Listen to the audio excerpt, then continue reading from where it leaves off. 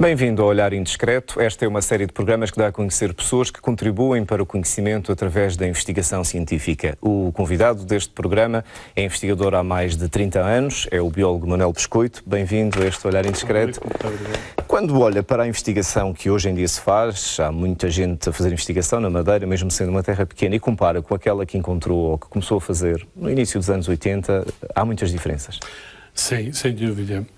Há muitas diferenças para melhor, e às vezes eu paro um pouco para pensar e é como se um sonho se tivesse realizado, porque a opção de eu vir trabalhar para a Madeira é uma opção, em 1981, é uma opção pessoal, ou seja, nada me obrigava. Na minha universidade havia um grande interesse em que eu tivesse seguido uma carreira académica e nessa época não havia qualquer dificuldade em se poder escolher, digamos assim, para onde é que se queria ir trabalhar. Bastava ter um curso. Bastava ter um curso com, enfim, algum aproveitamento. Algum aproveitamento, exatamente. A minha área da biologia é o ramo científico, nessa altura as coisas funcionavam assim, com os cursos de 5 anos e eu faço uma opção por vir para a Madeira por duas razões essenciais. A primeira, porque eu já antes de ir para a faculdade tinha estabelecido um contacto muito estreito e era bastante amigo da pessoa que vim substituir, o Dr. Gunter Moll, no Museu de História Natural de Funchal, à época o Museu Municipal de Funchal, e tinha de alguma forma lhe prometido, porque ele estava sozinho e já tinha atingido a limite de idade, tinha de alguma forma lhe prometido que continuaria, ou tentaria continuar, para ser mais correto, o trabalho dele, no sentido que se lhe acontecesse alguma coisa o museu não ficava sem ninguém. Havia esse aspecto e havia também um outro aspecto que era, eu sonhava que podia, de alguma forma, vaidade minha, tenho que reconhecer, dar algum contributo para que a Madeira, depois dessa altura, fosse diferente daquilo que tinha sido antes. E acha que deu? Eu, honestamente, acho que sim, ou pelo menos eu fiz o melhor que pude, e o que não é, obviamente, fruto do meu trabalho, o desenvolvimento que a Madeira, apenas, que a Madeira teve nestes últimos 40 anos, mas, na verdade, o que se vê é que realmente hoje a Madeira é algo diferente daquela Madeira que eu encontrei. Estamos a falar do início da autonomia, estamos a falar em que havia pouquíssimos técnicos, pouquíssimos investigadores, nem propriamente éramos investigadores, mas nem carreiras de investigação havia. Portanto, tinham uma função. No seu caso, era o diretor do Museu Municipal. Era conservador do museu, diretor e depois do museu, fazia uma espécie de atividade de investigação por carolice, quase, sem recursos. E na área do mar, naquela época, apenas havia uma outra estrutura, também ela, de alguma forma, muito intimamente ligada ao Museu de História Natural, que era o Laboratório de Pescas do Governo Regional da Madeira, que tinha sido formado talvez um ano antes de eu para cá vir, dirigido pela minha colega e grande amiga Dalila Carvalho, e que,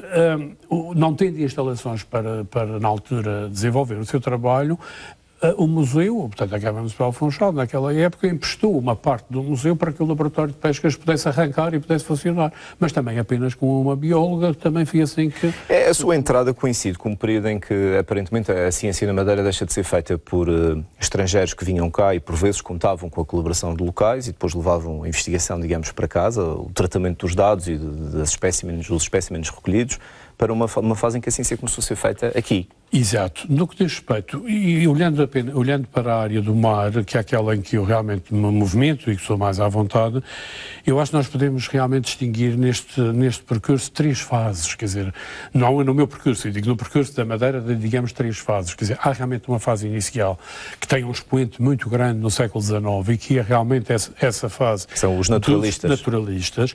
Em que a esmagadora maioria deles eram estrangeiros, ou pelo menos não eram apenas residentes temporários, digamos de alguma maneira, porque nós, apesar de tudo, temos um Thomas Lowe que viveu muitos anos aqui na Madeira, temos um padre Ernesto Schmitz, alemão, fundador do Museu do Seminário, que também viveu muitos anos aqui na Madeira, mas nem morreram cá e, portanto, é uma passagem da sua vida que é feita cá. Depois dessa fase, e digamos que há a fase, enfim, da descoberta, do naturalismo, naquele sentido vitoriano do termo do século XIX, muito em voga nessa época. Depois há uma fase em que as coisas começam realmente a sedimentar em que aparecem já os residentes mesmo, de facto. E estamos quando? Já no século XX, meados do século XX? Nos anos 30, que é quando o museu é criado, e em que Adolfo César Noronha, que é o primeiro o fundador e primeiro diretor do museu, é um madeirense, aliás, é um porto-santense e madeirense, portanto, e que desenvolve atividade, não só de criação do próprio museu, mas também alguma atividade científica, embora não deixou um legado em termos de publicação assim tão elevado, mas é apesar de tudo, importante. E há depois Günther Moll, que não sendo português, mas vem para a Madeira em 1930 e nunca mais de cá sai. Mas há uma particularidade nessa segunda fase, é que há muita vontade, mas ainda o conhecimento técnico-científico, a formação, talvez seja a forma mais correta de dizer, não era tão vasta como aquela que o Dr. Manuel Biscoito trouxe e outros depois de si. Não, é óbvio que não. Estas pessoas, apesar de tudo, quer dizer, iniciam esta segunda fase porque já são realmente residentes, e aí há um aspecto que é, de alguma forma, colocam a Madeira no mapa científico mundial, mas por afirmação de direito próprio, ou seja, sem ser apenas porque eram coleções que eram feitas aqui e que depois iam para o Museu de História Natural de Londres, ou de Berlim, ou de Paris. Não, aqui não, era uma afirmação de direito próprio, porque é a criação realmente do Museu de História Natural, que nesta área da história natural e muito concretamente na área das ciências do mar é realmente um marco importante. Depois há uma terceira fase, e a terceira fase que é aquela que se inicia de algum modo comigo no sentido, na altura em que eu venho para cá trabalhar e começo a ouvir os meus colegas, em que realmente isto toma um desenvolvimento já numa outra direção, que é a ligação mais académica, digamos assim, ou seja, dá-se o aparecimento, entretanto, da Universidade da Madeira, enfim, vai por aí fora, até que hoje culmina, e no que diz respeito, voltando a dizer, às ciências do mar, culmina num Observatório Oceânico da Madeira, portanto, uma associação destes players, destes agentes que estão cá na Madeira, e que permite ter uma coisa que nós até à data nunca tínhamos tido a capacidade de ter, que é bolseiros, que é estudantes que são pós-doutorados, ou seja, a capacidade de recortar com verbas, enfim, não dos nossos orçamentos próprios, recortar toda uma camada de jovens cientistas altamente qualificados para dar um novo passo, que é o que está a ser dado agora. Aliás, a capacidade de captar esses investimentos, que é sempre dinheiro,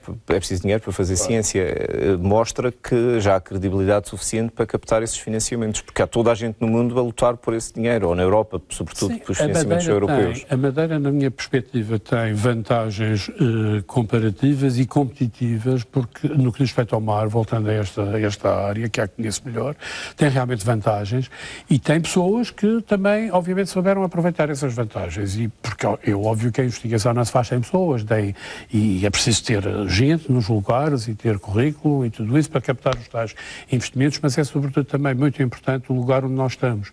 E no que diz respeito ao mar, onde eu tenho um interesse muito particular, que são as águas profundas, a Madeira, na realidade, é um enorme, no sentido quase verdadeiramente da palavra, navio científico que está aqui ancorado permanentemente e que não dá balanços. E porquê? Porque se consegue muitas profundidades sem navegar muito? A curtíssima distância da costa, quer dizer, se nós, enfim, para os nossos telespectadores terem apenas uma noção do que é que eu estou aqui a dizer, é que, por exemplo, na Europa, a partir da Inglaterra ou da França ou da Espanha, ou mesmo Portugal continental, para atingir os 2.000 metros de profundidade é necessário um navio oceanográfico capaz, e é quase um dia de viagem, em alguns casos até talvez um bocadinho mais de um dia de viagem.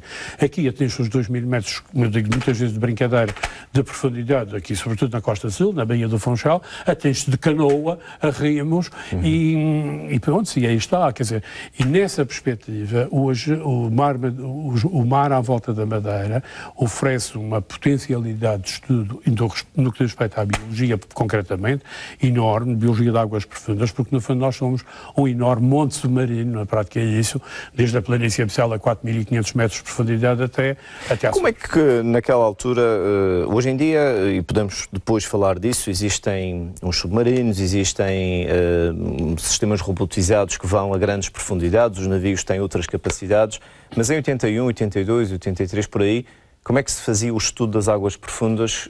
Era de canoa, literalmente?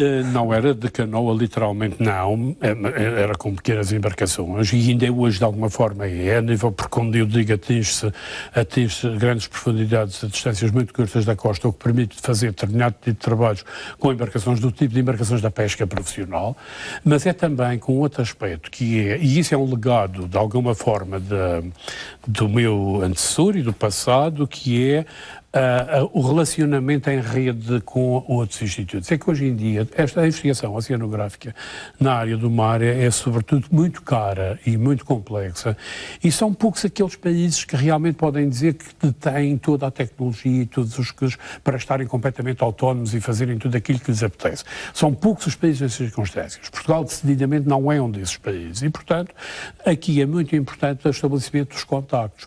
Aquilo que o museu fez durante o período de vigência do Dr. Gunter Moll e que eu procurei continuar a partir daí, é precisamente conseguir um lugar na cena internacional, porque isso é que é realmente fundamental para nós podermos depois captar para cá, digamos, as sinergias que são necessárias para poder ter acesso a esses tais meios que de outra forma não se pode. Mas numa vertente mais prática, assim, mais simplista, se quisermos. Exato. Como é que se fazia? Portanto, como é que, por exemplo, conseguiam fazer uma recolha de uma profundidade superior a 200, 300 metros, sem por dúvida, exemplo? Sempre utiliza. A Madeira tem uma das outras que eu considero vantagens comparativas e competitivas relativamente às outras regiões é que tem a pescaria de águas profundas mais antiga do mundo. Que é a espada preta. O peixe-espada preto.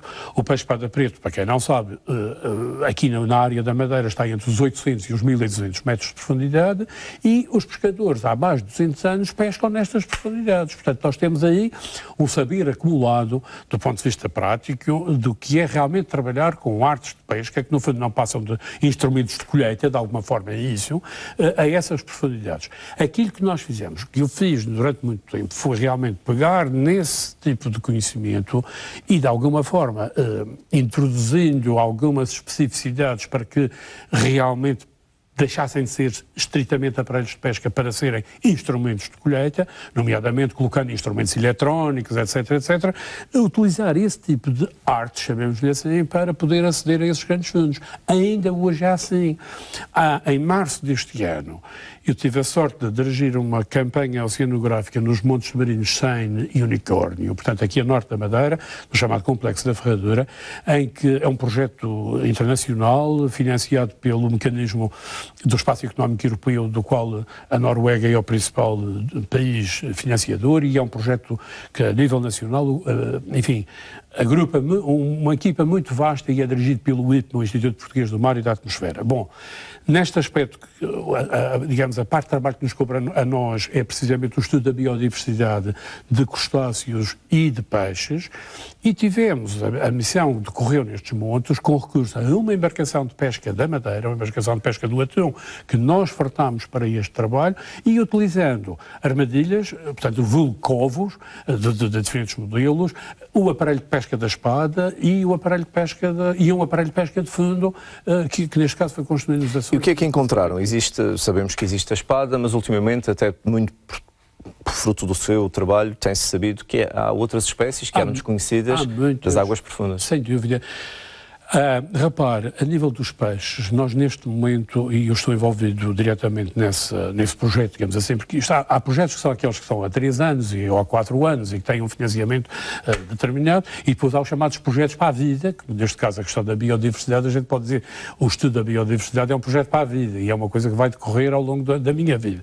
No que diz respeito aos peixes, eu estou neste momento muito envolvido na produção de uma lista, porque é necessário sabermos exatamente o que é que temos aqui na Madeira. E acho que hoje em dia, quando se fala-se muito de biodiversidade e um pouco sem saber realmente o que há, só falando dos peixes, quer os peixes cartilagíneos, ou seja, tubarões, raias e afins, quer os peixes ósseos, que são, enfim, todos os outros, há pelo menos, talvez, à volta de 700 espécies dadas para cá. Nem todas de águas profundas. Não, mas a esmagadora maioria são de águas profundas, eu diria mais de 70% são de águas profundas, porque na realidade mais de quase 90% da nossa zona económica exclusiva está abaixo dos 1.500. Já se sabia que existiam ou essa identificação é fruto do trabalho destas últimas décadas? Muito é do que já está colhido, do que foi colhido ao longo destes anos, do que foi trazido e que está na coleção do museu e que temos estado progressivamente a identificar, etc, etc.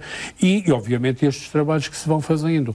Este agora não foi propriamente, digamos, em termos inovadores, não trouxe assim algo, porque, vamos lá ver, há muitos anos que se andam nestes sítios e, como tal, a dada altura, não é que se esgote a biodiversidade, mas, de alguma forma, espécies novas, por exemplo, de peixe, já não é algo que é só deitar uma linha e tirar. Mas o que acontece é que, neste caso concreto desta missão, em março passado, eu diria que as novidades não são assim tão grandes. Mas de projetos anteriores, nomeadamente projetos financiados pelo Interreg, nos quais nós trabalhámos muito ativamente, os chamados projetos PESC-PROF, a série de projetos PESC-PROF, aliás, como o próprio nome indica, pescas profundas, conjuntamente com os nossos colegas do Laboratório de Pesca da Direção de Serviços de Investigação das Pescas da Madeira, diria eu, esse projeto que trabalhou entre os 500 e foi até os 2.500 metros de profundidade, tem muitas espécies novas que ainda estão a ser trabalhadas. Já acabou há uns anos e ainda não chegamos ao fim. A tendência agora parece ser encontrar espécies que tenham um aproveitamento comercial. Portanto, de interesse para a ciência há muitas, as tais 700 que referiu, e de aproveitamento comercial. Temos uma espécie que possa ir parar ao prato, para usar uma expressão corrente. A questão do aproveitamento comercial hoje é muito vasta, ou seja, aqui há uns anos atrás, quando nós falávamos de um interesse comercial de uma espécie, falávamos essencialmente, como disse, se era boa ou não era boa para comer. Portanto, pensávamos na parte gastronómica apenas. Hoje, com a grande evolução que a biotecnologia teve e que, enfim, e a genética e por aí fora, a biologia molecular de uma forma geral, hoje o interesse comercial das espécies passou a ser diferente. Ou seja, hoje há espécies que têm interesse nessa área e não têm necessariamente interesse para comer, ou pelo menos diretamente. Como é que se valoriza, então, comercialmente essas espécies? Ora bem, há grandes grupos que, a nível... A investigação na área da biotecnologia é uma investigação cara e é uma investigação que não é feita, enfim, por toda a gente, e há grandes centros de referência mundiais a fazer isso, e de modo que, muitas vezes, estes centros identificam determinadas espécies ou grupos de espécies com interesse ou com potencial, por exemplo, umas esponjas ou algo assim, e depois vão à procura de ver onde é que... E aí é que é muito importante o tal conhecimento da biodiversidade. Porque este trabalho de andar a recolher organismos no mar, a conservá-los no museu, a identificá-los e a pôr-lhes, portanto, nomes em latim, não é apenas um trabalho académico, nem é só por gosto de uns madeiros que estão aqui para estar ali dias ao microscópio. Não, é precisamente que quando esses grandes grupos internacionais identificam grupos de espécies e dizem agora vamos lá saber onde é que estas espécies existem, é preciso que nós saibamos que elas existam. E aí os museus de história natural, as coleções científicas, de uma forma geral, começam a ser vistas como os bancos da biodiversidade. Bancos quase no sentido bancário do termo, porque na realidade se nós não sabemos o que temos, também depois não sabemos do que se... Não é um valor, tem uma expressão direta, comercial direta, como não é a mesma coisa que ir à lota vender o peixe ou ir à praça. Não, de maneira nenhuma, porque há muitos mais fatores aqui envolvidos e há depois, obviamente, o país, a região, saber o que é que faz dos seus recursos e como é que os disponibiliza. Tenho uma curiosidade, Dr. Biscoito. Dessas espécies que têm encontrado, quantas delas é preciso uma lupa para ver? No caso dos peixes com que eu trabalho, são todos normalmente grandes. Referi-me mais aos crustáceos. Agora, nos crustáceos há muitas espécies que é preciso lupa mesmo. Portanto, camarões micro Não mesmo. necessariamente, porque mesmo em camarões mega, diria eu, ou portanto estamos a falar de camarões com mais de 10 centímetros, ou de 5 centímetros, ou mesmo 10 centímetros, para identificar, por vezes, as espécies como deve ser, corretamente, é necessário ver determinados pormenores anatómicos. E para ver esses pormenores anatómicos é preciso a lupa.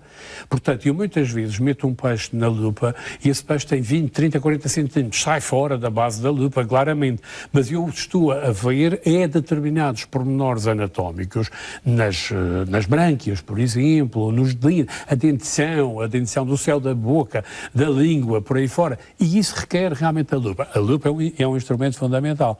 Em alguns casos, a lupa óptica tem que ser substituída pela lupa eletrónica, pelo chamado microscópio eletrónico de varrimento, porque por vezes as ampliações que é necessário ter para ver determinados pormenores são muito maiores do que aquelas que nós conseguimos. Aí as coisas ficam um bocadinho mais difíceis, não temos nenhum... Hoje em dia, quando ultimamente tem participado, e já fez mais do que uma campanha, por exemplo, em avisos oceanográficos da Marinha, também está ligado ao projeto da extensão da plataforma continental. Fala-se muito nesse projeto como algo que vai afirmar a importância de Portugal no mundo em termos da extensão da nossa plataforma e dos recursos que podemos aproveitar. O que é que está em causa aqui? Estamos a falar de recursos do subsolo, não é peixes propriamente. Sim, mas também do conhecimento do perfil do fundo. Parece que afinal não se conhecia com tantos pormenores. Vamos lá ver.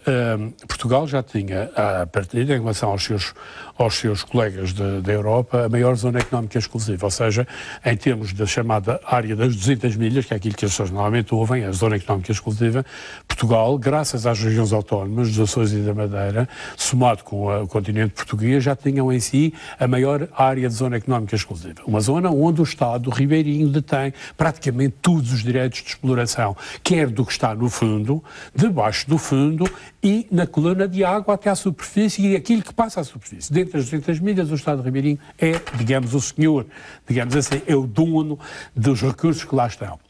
Aquilo que Portugal iniciou é um processo muito interessante, que é uma abertura que a Convenção do Direito do Mar deu aos países. Isto é, se houver continuidade geológica para além das 200 milhas da chamada plataforma continental, e isso, portanto, obriga a uns requisitos, é possível os Estados estenderem isso até ao limite de 300 milhas de distância ou 2.500 metros de profundidade. Mas aí só explorando o subsolo? Mas aí é só o que está no fundo do mar, não necessariamente o subsolo. A superfície, a superfície, ou seja, no fundo do mar. O que está na coluna d'água tem um tratamento de águas internacionais. Está para além das 200 milhas, são águas internacionais, regido pela Convenção do Direito do Mar e pelas Nações Unidas. Agora, ou pelas organizações regionais. Agora, o que está sobre o fundo do mar, aí o país tem essa...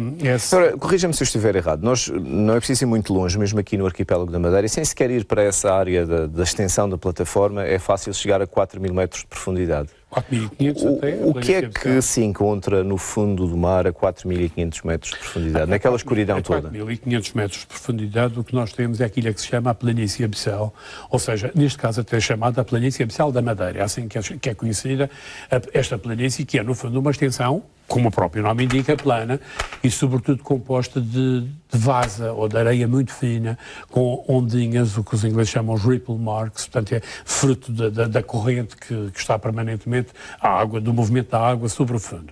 E é aquilo que aparentemente muitas pessoas têm a tendência a dizer um deserto. Ok, é um deserto porque na realidade não é um deserto, obviamente, já vou dizer porquê, mas porquê é que parece um deserto? Porque em termos de organismos visíveis a olho nu, nós encontramos um organismo aqui e outro lá adiante. Ou seja, se há um substrato qualquer, uma pequena rocha, um pequeno afloramento, algo que foi profundo e que permite duro e que permite que cresça uma esponja ou um coral e tal, nós vamos ter ali organismos. Lá de vez em quando passa um peixe ou outro, mas de uma forma geral é como se estivéssemos nos desertos do Sahara, por exemplo, em que nós olhamos para ali e dizemos, isto é um deserto. Está a vida, mas é mais rarefeita. A vida está é nas areias, é nas vasas, e aí é uma coisa muito curiosa, que é o seguinte... 2/3 isto é um lugar comum, mas é verdade, 2/3 da superfície terrestre é coberta por água, pelos oceanos. E eu digo muitas vezes que, provavelmente, os oceanos contêm 2/3 da biodiversidade terrestre. Neste momento, a biodiversidade terrestre vai em qualquer coisa como 4 milhões de espécies à volta disso, e eu penso que há ainda talvez uns 70% não é conhecido, pelo menos no mar, e nós poderemos chegar perfeitamente aos 10 milhões de espécies se realmente formos para estas planícies e começarmos a tirar um montinho e começarmos a identificar o que lá está. Não há luz, portanto... Um conjunto de organismos normalmente muito pequenos não se vêem a olho não. Fora isso, fugindo da planície abissal, que também tem o seu interesse, porque aí sim as questões de biotecnologia põem-se claramente, porque muitas dessas espécies podem ter grande interesse, porque, repare, são espécies adaptadas, no fundo, àquilo que se chamam ambientes, de alguma forma, extremos. Pressões elevadíssimas, temperaturas baixas, ausência de luz do sol, etc.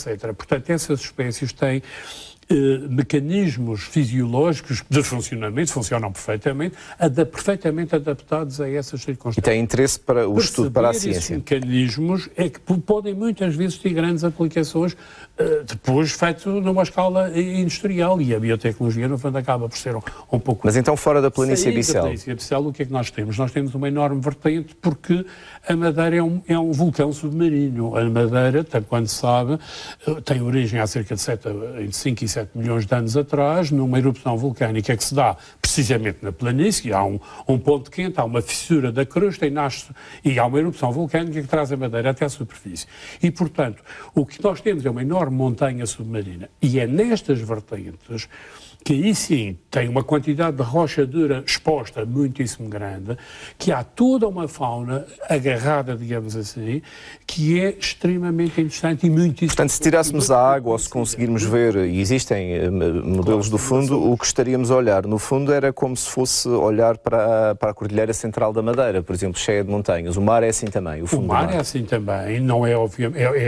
o mar tem, por exemplo, no Oceano Atlântico, nós temos a maior cordilheira montanhosa que existe à face da Terra, que vai desde a Islândia até a Antártida, chamado que é a Rift do Médio-Atlântica. Portanto, é já um exemplo. No caso, a Madeira está fora da crista, obviamente está na tal planície abissal, e a planície abissal é pontuada de elevações de montanhas submarinas, que no fundo não são mais do que vulcões. Os vulcões antigos.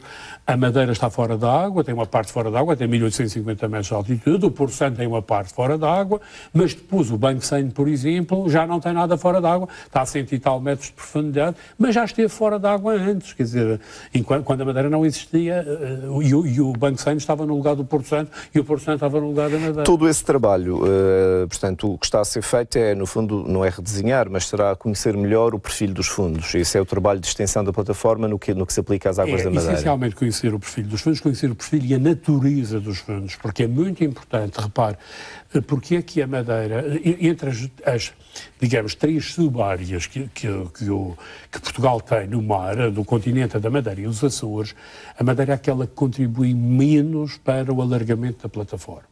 E porquê que isto aconteceu? Porque, na realidade, a nossa plataforma é muitíssimo reduzida. A planície abissal já não faz parte da plataforma, está para além daquilo que a Convenção do Direito do Mar dá de direito aos países para poderem exercer a sua soberania. Mas, em todo o caso, há a vontade de conhecer tudo. Agora, toda a nossa zona económica exclusiva. Até às 200 milhas, quer dizer, quando nós vamos até às 200 milhas, na tal área onde a jurisdição do país ribeirinho, no caso de Portugal, é praticamente total, atingimos perfeitíssimamente esses 4 mil. Graças a esta tecnologia mais moderna, portanto, o que se usa-se o ROV, não é? Que é uma espécie de mecanismo, uma espécie de submarino, um robô.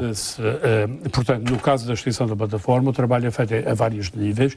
Há um trabalho de sondagem, como aqui já referiu, o navio Almirante Gá Coutinho, o navio do Instituto Hidrográfico, está equipado com uma sonda multifaz que permite fazer uma sondagem do fundo e determinar com uma exatidão fenomenal o relevo, portanto, todo o relevo, todos os acidentes que existem no fundo do mar, e, portanto, no fundo, mapear o fundo do mar, e há depois a necessidade de ir lá fazer recolhas de amostras, porque é necessário provar que aquele afloramento rochoso que nós estamos a mapear ainda faz parte da plataforma ou não faz parte da plataforma. E isso são os colegas geólogos que depois fazem, porque a Convenção diz claramente quais são os critérios que têm que ser... Também há expedições dessas, por exemplo, já participou em alguma de submarinos, mini-submarinos tripulados, ou com pelo menos um ocupante. Já ocupou... Três. Pronto. E qual foi a maior? Tem ideia da maior profundidade da que já foi? 3.500 metros de profundidade foi onde eu já estive com o submarino francês Nautilus. Por acaso não foi no Oceano Atlântico, foi no Oceano Pacífico, na crista oriental do Pacífico, onde eu tive... E quanto tempo é que esteve? Dá para pensar em muita coisa, não? Não. Um mergulho a 3.500 metros obriga a que se fique fechados dentro da esfera habitável do submarino à volta de 10 horas. Portanto, as 3 pessoas, neste caso, no caso do submarino francês, um piloto, um copiloto e um cientista. E o que é que acontece nessas 10 horas? Portanto, estamos perante aquela escuridão toda, que também é igual no Pacífico, não é? Claro, exatamente. Há um período de tempo em que o submarino desce da superfície até até ao fundo do mar, e no caso dos 3.500 metros isso leva mais de hora e meia, portanto, mais de 1h30 a chegar ao fundo, e depois também é mais de 1h30 novamente a chegar à superfície, porque a velocidade de descida e de subida são sensivelmente as mesmas no caso dos submarinos. E depois, isso aí não se passa nada, não, normalmente o que se faz enfim, descansar um pouco ou preparar o que vai ser feito. O trabalho todo desenrola-se quando o submarino chega ao fundo. No caso concreto das missões onde eu trabalhei, onde eu estive envolvido, que são missões que estudam fauna que existe sobre o fundo do mar. Se eu tivesse a estudar fauna de meia água, aí sim o submarino parava a meia água e fazíamos as observações ou as colheitas a meia água. Mas no caso concreto, e até porque estava ligado às chamadas fontes hidrotermais, portanto os fenómenos vulcânicos submarinos, onde há emanações de fluidos que saem do centro da Terra, ou do interior da Terra, e que, portanto, o objetivo era realmente o trabalho no fundo. E aí há muito trabalho a fazer, porque, repare, vai um cientista a bordo, mas esse cientista leva uma lista, porque tem em cima, ficaram no navio, um grupo de 20 ou 30, que todos estão interessados em fazer determinadas coisas. E, portanto, como não podem ir todos dentro do submarino ao mesmo tempo, obviamente os mergulhos também estão limitados pelas próprias capacidades do próprio submarino, energia, ar, água, comida, por aí fora, o que é que acontece? O cientista leva uma lista, não vai, na maior parte dos casos, trabalhar para si. Trabalha para o grupo. Vai trabalhar para o grupo. E como é que escolhem o cientista? Com base no menos claustrofóbico, no mais abrangente? É por sorteio? Não, tem muito a ver com a capacidade das pessoas. O chefe de missão, que é a board manda, claramente, é que olha para a sua equipa científica e destina, tu vais fazer este mergulho, tu vais fazer aquele, e por aí fora, de acordo com o tipo de trabalho que é exigido naquele mergulho. Porque todos os mergulhos têm um programa de trabalho. Comigo, o que se deu sempre nestas missões foi: calhou-me sempre os mergulhos, e muito bem para mim, diga-se passagem, agora do ponto de vista pessoal, os chamados mergulhos exploratórios. Ou seja, quando chegamos ao local não conhecido e é necessário fazer um primeiro mergulho de reconhecimento. Normalmente calharam-me esses mergulhos, razões pelas quais eu tenho no meu, digamos, currículo a descoberta de algumas coisas novas do fundo do mar. Porque foi o primeiro a chegar lá. Fui o primeiro a chegar, só na filha a pôr a bandeira. E isso não será alheio o facto de ter passado pela Marinha, um homem que se dá bem no mar, presumo eu. Dou-me bem no mar, obviamente. Não fica nauseado na maior parte das vezes. Isso. Neste caso é uma outra coisa muito curiosa, que é: eu sou taxonomista, ou seja, a minha área de trabalho é identificar espécies e pôr nomes nas espécies, quando elas já são conhecidas, e muitas vezes descrevê-las como novas para a ciência.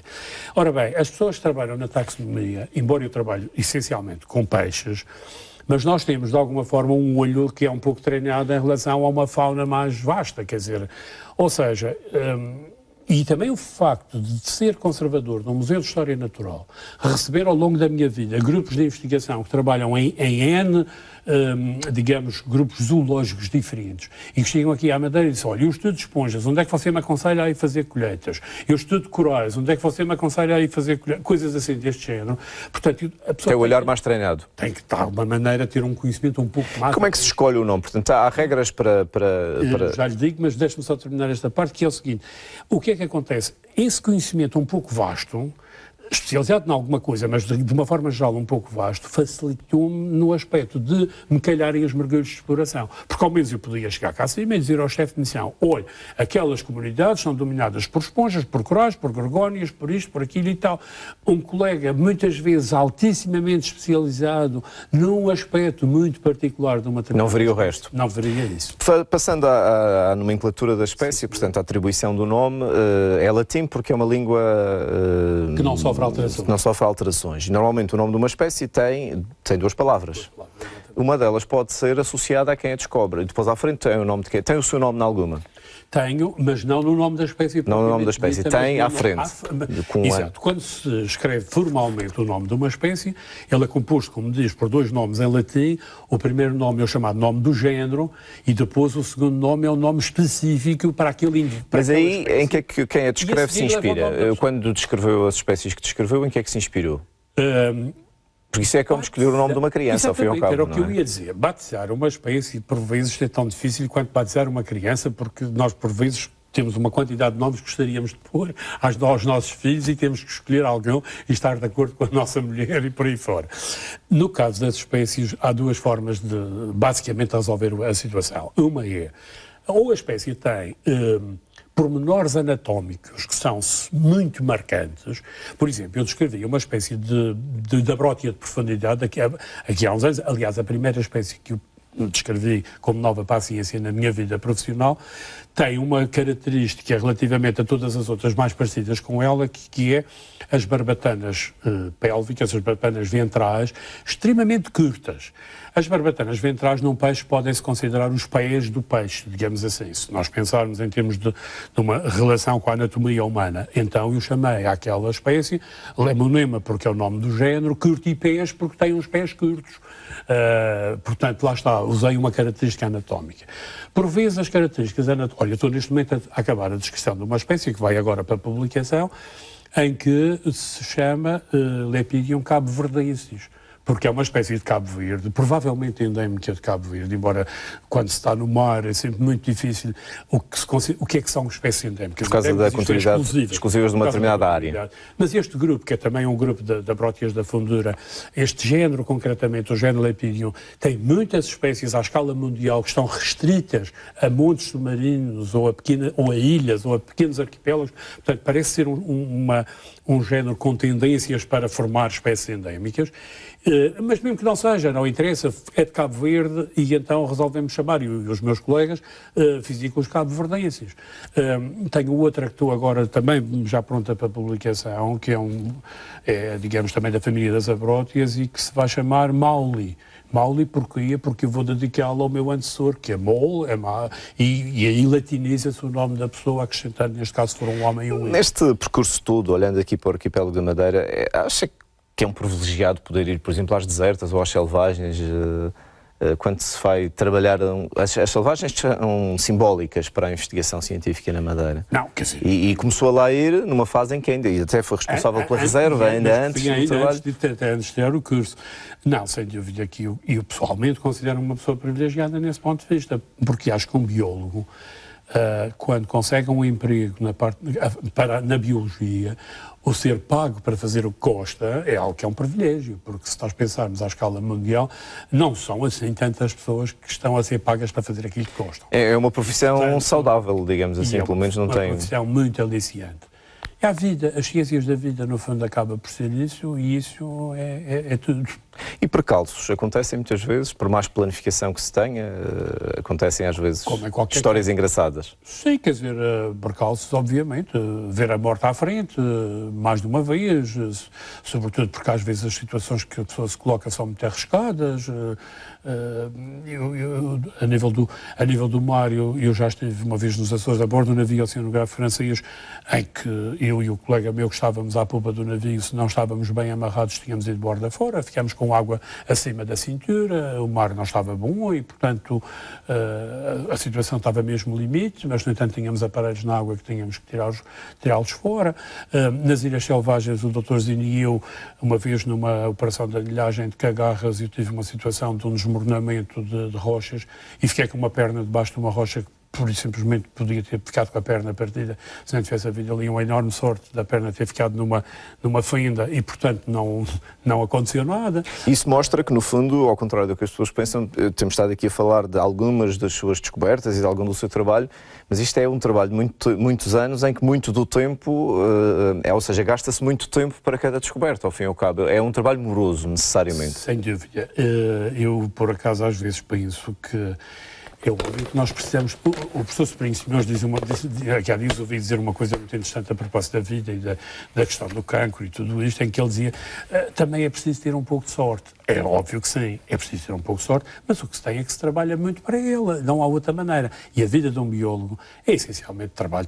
Quando fui para a biologia, isto ainda era uma coisa... Hoje em dia, digamos que é relativamente comum encontrar biólogos, aliás, há bastantes, e até cursos e formações aparentadas, mas naquela altura ainda era uma relativa inovação.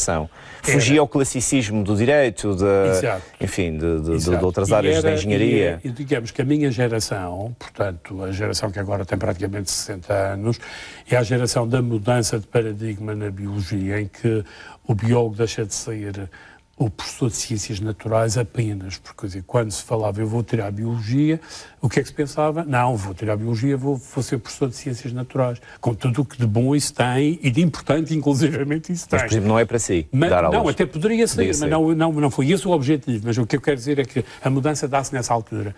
É quando, na minha geração, o curso tem o chamado ramo científico e se começam a formar cientistas, quer dizer, não apenas docentes. Também é uma mudança que se dá mais ou menos na mesma altura, que hoje até às vezes eu tenho um pouco de vergonha de dizer, que deixou de ser um curso só para senhoras. Porque quando nós olhamos para a Biologia, nós encontramos até na primeira metade do século XX, até o final dos anos 50, eram tradicionalmente senhoras que tiravam Biologia. Porque tinha a vertente do ensino depois. Era essencialmente isso. E nós tivemos biólogas brilhantes. Mas a sua ligação ao mar vem desde miúdo, não é? E já mergulhava antes de... porque há um aspecto curioso, é que mesmo na área do mergulho de escafandro, enfim, mergulho de escafandro autónomo, do que havia antes... Há muita tradição na Madeira de pessoas curiosas de irem conhecer, portanto, evoluiu isto de uma situação, concordo ou não que se evoluiu de uma situação quase com uma lupa simples e com muita carolice para uma situação onde hoje, por exemplo, o Dr. Biscoito tem acesso à tecnologia mais avançada e que o mundo pode proporcionar, não é? Claro. Isso sem dúvida. Repare, quando eu cheguei ao Museu de História Natural em 1981, a lupa que existia, a boa lupa, digamos assim, de trabalho que o meu antecessor tinha, o Sr. Mol tinha, e que eu também utilizei, tinha sido uma lupa oferecida pelo Instituto Alemão, durante uma passagem de um navio alemão científico aqui na Madeira. E anteriormente a isso, o Dr. Mol tinha feito a sua própria lupa. Já não sou dessa fase, obviamente, porque eu quando começo... Já havia instrumentos? Não só havia instrumentos, como havia uma coisa fenomenal que se chamava Fundação Carlos Gulbenkian. E a Fundação Carlos Gulbenkian deu-me a minha primeira lupa com equipamento de fotografia, deu-me no sentido... Pôs à sua disposição para trabalhar. Que realmente essas coisas são hoje...